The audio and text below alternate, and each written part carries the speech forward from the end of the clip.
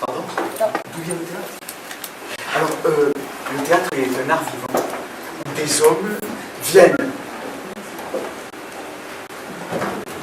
agir et parler devant d'autres hommes qui sont spectateurs.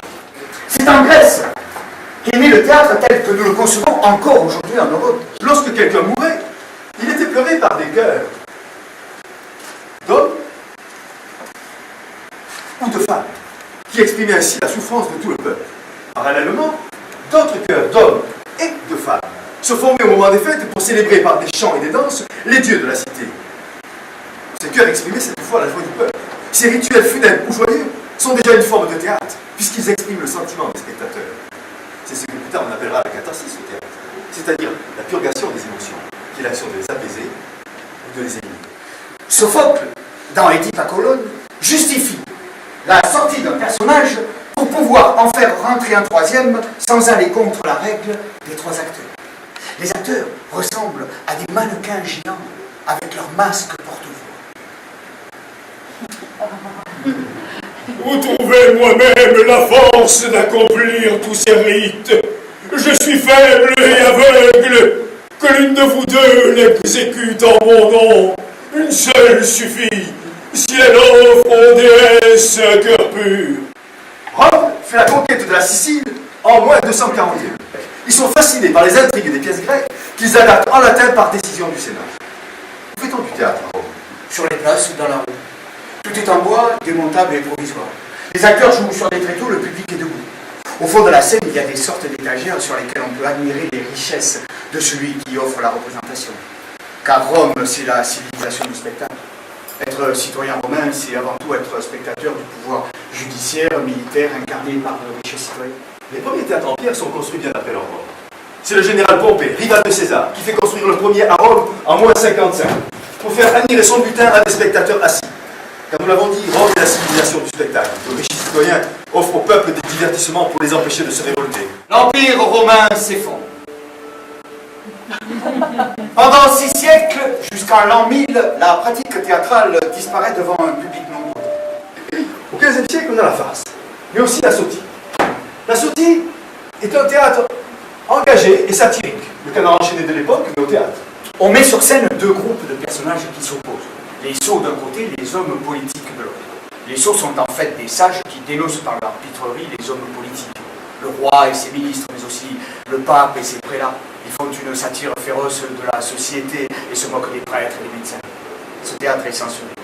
Le XIIIe siècle marque la fin du Moyen-Âge et le début du temps moderne.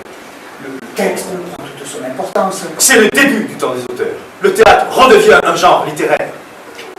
Plusieurs pays en Europe au XVIe et au XVIIe siècle vont développer une forme originale du théâtre. En Italie, c'est le développement de la comédie dell'arte qui se joue masqué. En Angleterre, le théâtre élisabétain.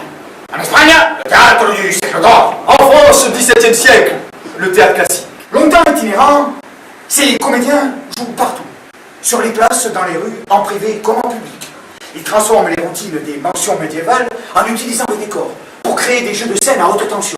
On entre, on sort, on saute les fenêtres. Les comédiens improvisent sur des scénarios écrits à l'avance. Ils utilisent le demi-masque stylisé en cuir qui cache le haut du visage. Il y a pantalon, vieux commerçant, avare, jésuite, les bitineux. Ah oui, je suis les bitineux, voilà.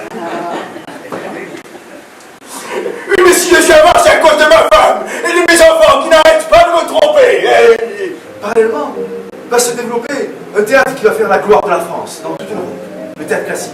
Nous le joue-t-on à Paris uniquement, dans les lieux clos. D'abord à l'hôtel de Bourgogne, qui a le monopole du théâtre. C'est là que seront jouées les tragédies de Racine. Ah, il y a aussi les Génois, ils viennent d'Italie pour jouer la comédie dell'arte. Oui, mais attends, ils en sont plusieurs fois expulsés. Malgré leur succès. Oui. Ensuite, par amour du théâtre, Richelieu fait ouvrir une seconde salle. C'est l'hôtel du Marais, où Corneille jouera la plupart de ses pièces. Louis XIV installe Molière au théâtre du Palais Royal. Avec les Italiens de Scaramouche. Comme par exemple, le balcon de Juliette, sur lequel grimpe Roméo.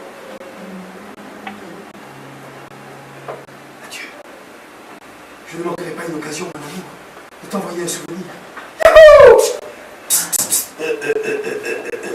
Crois-tu que nous ne nous reverrons jamais?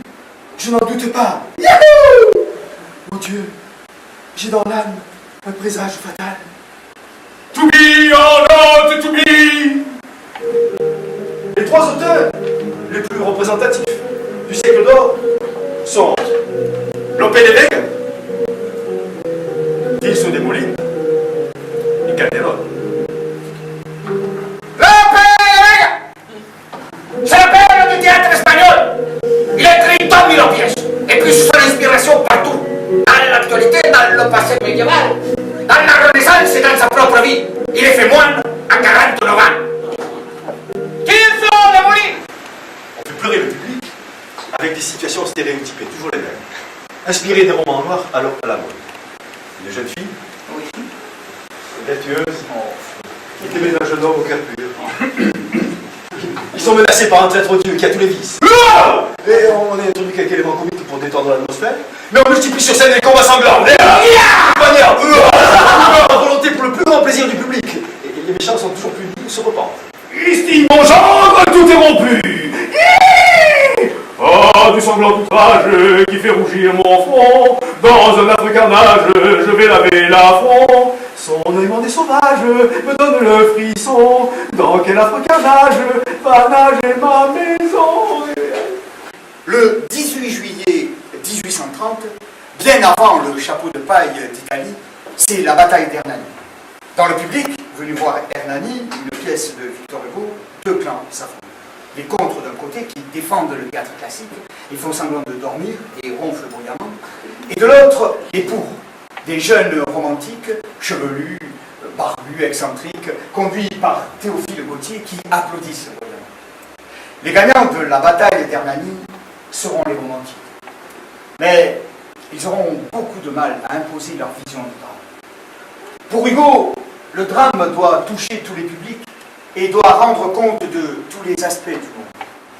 Le théâtre va subir une profonde mutation. Dès la fin du XIXe siècle, apparaît une fonction importante, celle de metteur en scène. Le mot entre dans la langue en 1873 et cette fonction va marquer tout le théâtre du XXe siècle. Désormais, il y a une personne qui choisit une pièce, dirige les acteurs, choisit les décors, les costumes en relation avec une équipe, sans être forcément ni acteur ni auteur.